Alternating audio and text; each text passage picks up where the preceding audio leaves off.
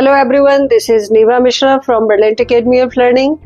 Today I'm here with an overview of CDS exam 2025.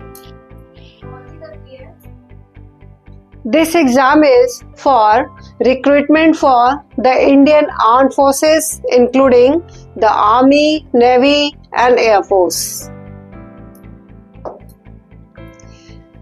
Organization: Union Public Service Commission UPSC is the conducting body of examination for CDS examination. Exam name is Combined Defence Service Examination, and we are talking about 2025 examination. Let's talk about frequency of CDS exam. It's biannually. It means twice a year. एक साल में 2 बार इसका exam होगा.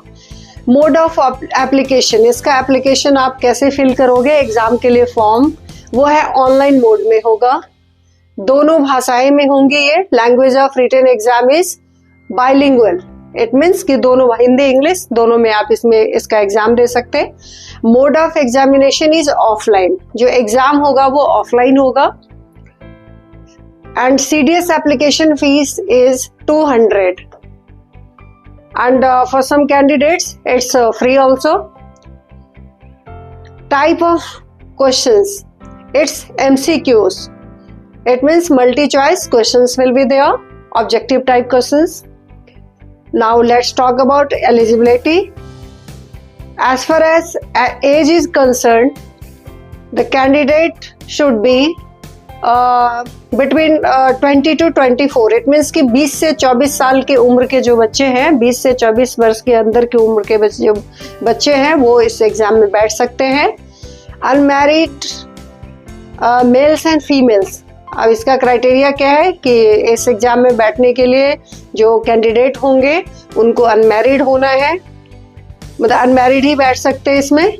और जो educational qualification है वो है कि पास ग्रेजुएशन और appearing for final year of graduation. या तो वो ग्रेजुएशन के फाइनल ईयर में हो या फिर वो पास हो.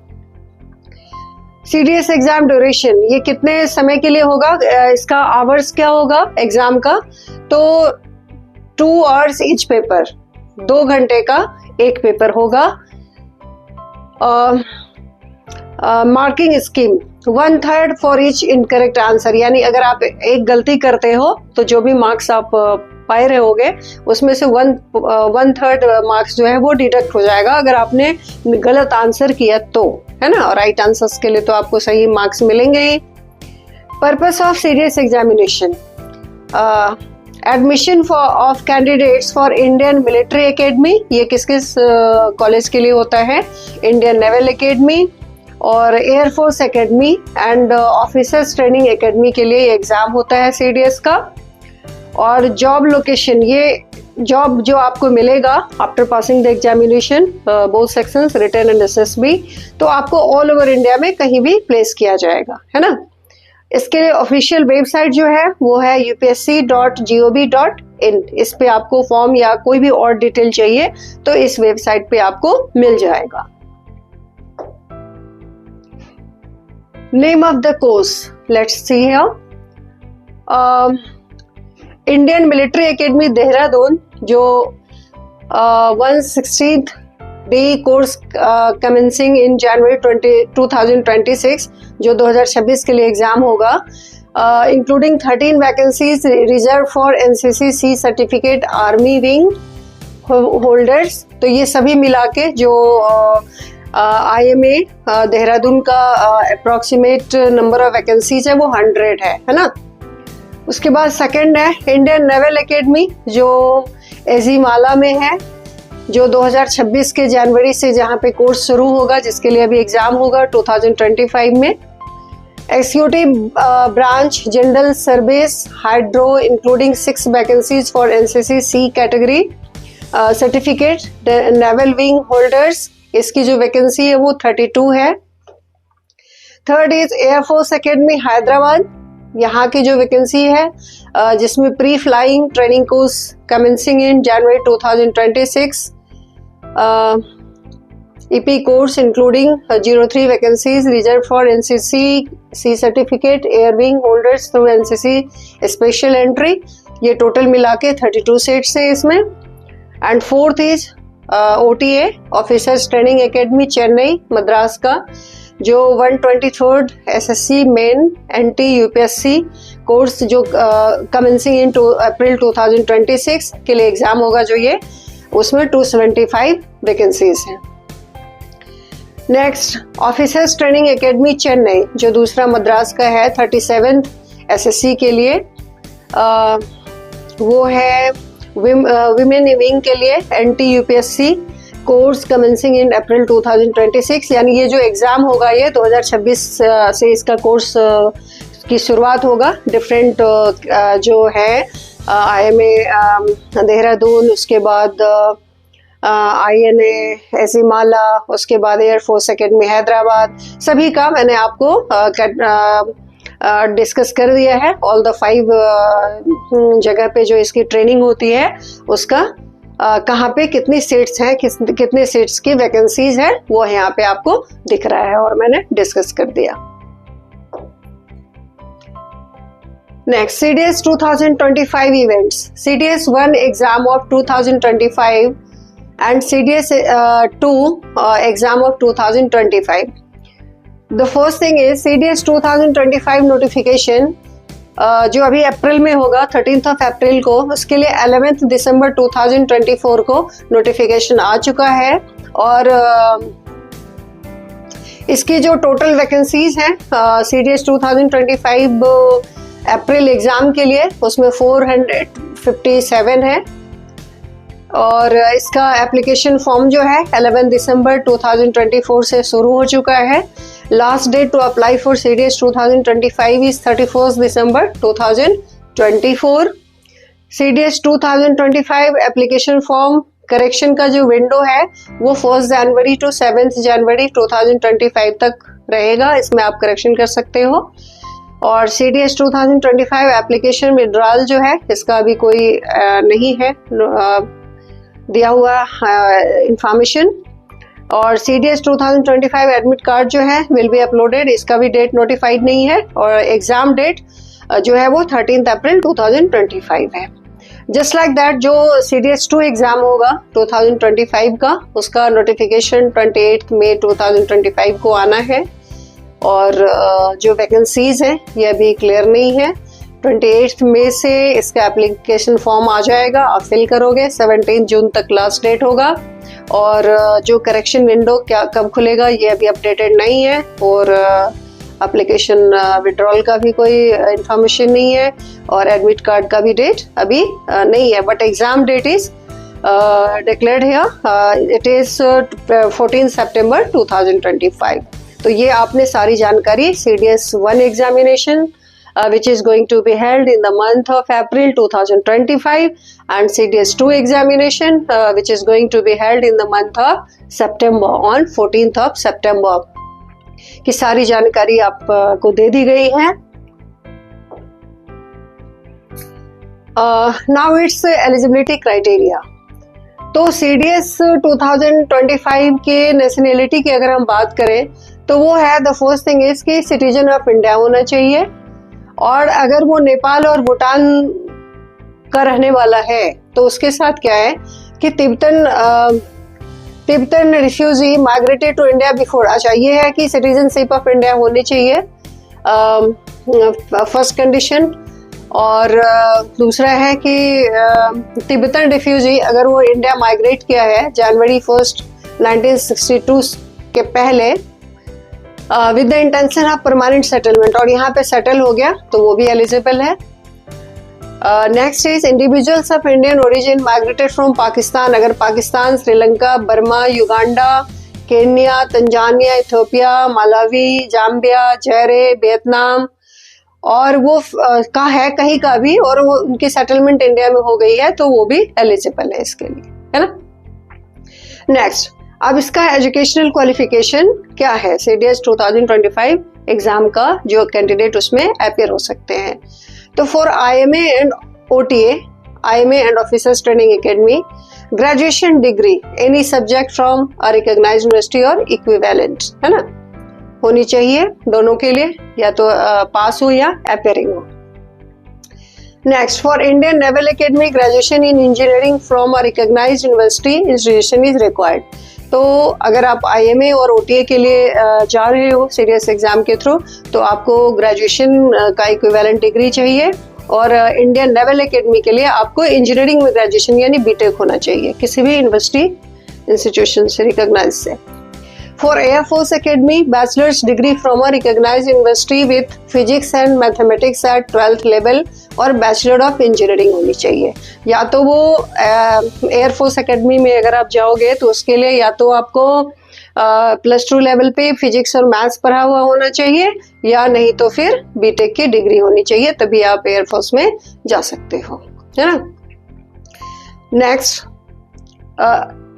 फिजिक्स मैथ्स पढ़ा होना चाहिए, और उसके बाद ग्रेजुएशन तो होना ही चाहिए, ग्रेजुएट तो होना ही आपको, आइदर बीटेक होनी चाहिए, बैचलर ऑफ इंजीनियरिंग हो, या फिर फिजिक्स मैथ्स आपको 12th लेवल पे पढ़ा हुआ होना चाहिए, और आफ्टर दैट ग्रेजुएशन की डिग्री होनी चाहिए।